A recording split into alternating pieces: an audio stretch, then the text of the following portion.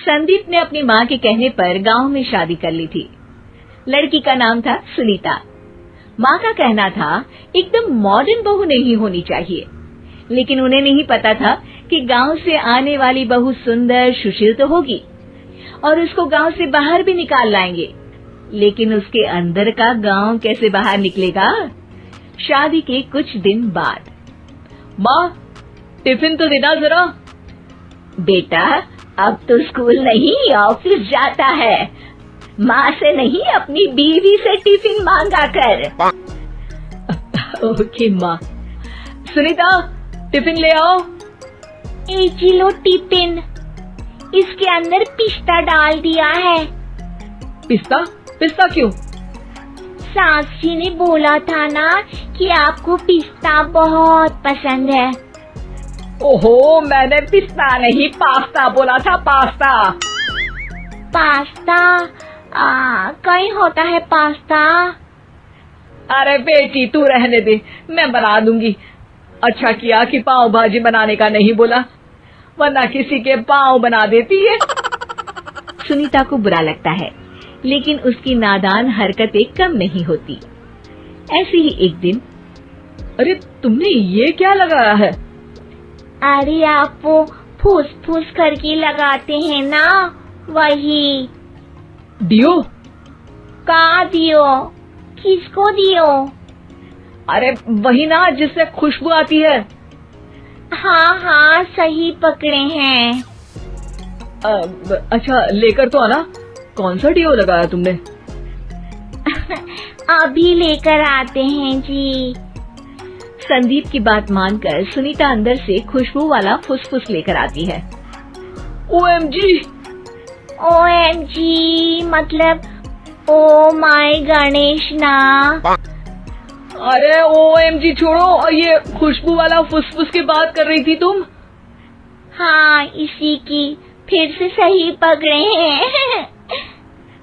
अरे देवी, लेकिन आप सही नहीं पकड़े हैं, ये डियो नहीं है।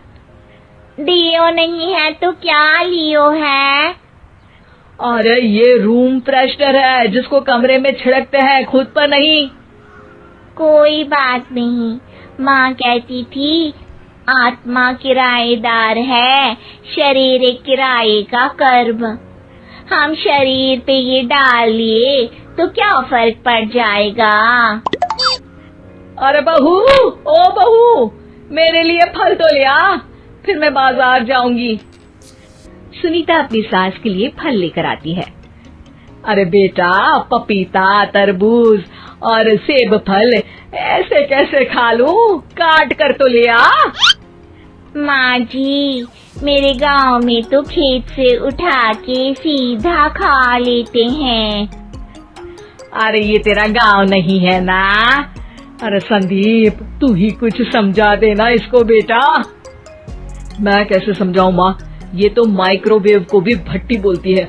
कल मैंने बोला हाय कैसी हो, तो बोलती है किसी को हाय नहीं लगानी चाहिए। अरे सुनीता, तेरा क्या होगा? अभी तो कैसे बताऊं माँ जी, अभी हम कुछ करेंगे फिर पता चलेगा क्या होगा, लड़का या लड़की। हे भगवान, कहाँ से आ गई है? रामपुर से जी, आप ही तो लेकर आए थे मुझे। अरे मुझे माफ कर दो। पहले कोई गलती तो करिए जी, आपकी तो सारी गलती माफ कर देंगे हम। हाँ अरे बहू, मेरी बात सुन। फल यानी कि फ्रूट जब भी लाए ना तो काट कर लाना, ठीक है? जी ठीक है माँ जी, फल यानी फ्रूट यानी काट के लाऊंगी। सुनीता रोज ही कोई ऐसी हरकत कर देती जिसकी वजह से उसे घर में दो बातें सुननी पड़ती। एक दिन, माँ मेरे बॉस घर पर आने वाले हैं शाम को, उनका बर्थडे है, फैमिली साथ नहीं रहती उनके, तो यही पार्टी कर लेंगे। उनको अच्छा लगा तो शायद मेरा प्रमोशन भी हो जाएगा। मैं ना फ्रूट केक लाकर फ्रिज में रख दूंगी और तेरे साथ आज खाना मैं बनाऊंगी, ताकि जब साहब आए तो खाने में कोई गड़बड़ ना हो। शाम को जब सारी तैयारियां हो जाती है, संदीप के साथ बड़े साहब भी घर आते हैं। फ्रूट केक तो ले आना बहू, फिर खाना खाएंगे।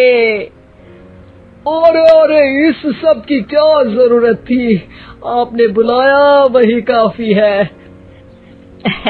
सर, आपका परिवार शहर में नहीं है तो हम ही आपके परिवार जैसे हैं सर। इतने में ही सुनीता फ्रूट केक लेकर आती है और बड़े साहब की टेबल पर रख देती है, और जैसे ही केक के ऊपर का बॉक्स हटाती है, ओह, ये क्या है? केक तो कटा हुआ है, मैं तो ऐसा नहीं लाई थी। आप मुझे शाबाशी दे सकती है माँ जी, मैंने ही केक काट दिया।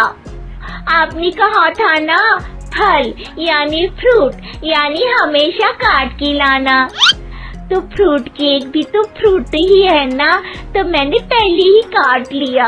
हूँ ना मैं समझदार। अरे बहू, ये क्या किया? केक हमेशा वही काटता है जिसका जन्मदिन होता है। तुझे एक बात भी समझ नहीं आती, एक नंबर की बेवकूफ है। पूरा माहौल बिगड़ चुका था। संदीप को लगने लगा था कि साहब उसे प्रमोशन तो दूर की बात है, कहीं डिमोशन ना दे दे, लेकिन साहब बीच में ही बोल पड़ते हैं। अरे कोई बात नहीं, ये इनकी बेवकूफी नहीं है, इनका भोलापन है। बेटा, आप कहाँ से हो? रामपुर गांव से। अरे वाह, गांव से? फिर तो आपके गांव में ताजे फल और सब्जियां मिलते होंगे। हाँ, सही पकड़े हैं, हम तो काटते भी नहीं, सीधा खा लेते हैं। मैं ना एक बार तुम्हारे गांव घूमने जरूर चलूंगा। क्यों संदीप, ले चलोगे ना? मुझे गांव घूमना बहुत पसंद है। बस फिर क्या था, संदीप और सास दोनों खुश हो गए, क्योंकि साहब को सुनीता ने गांव की बात करके खुश कर दिया था। अब संदीप का प्रमोशन पक्का था। शिक्षा, कभी भी किसी भी गलती पर घबराना नहीं चाहिए। हो सकता है कि उस गलती की वजह से आगे बड़ा फायदा हो जाए।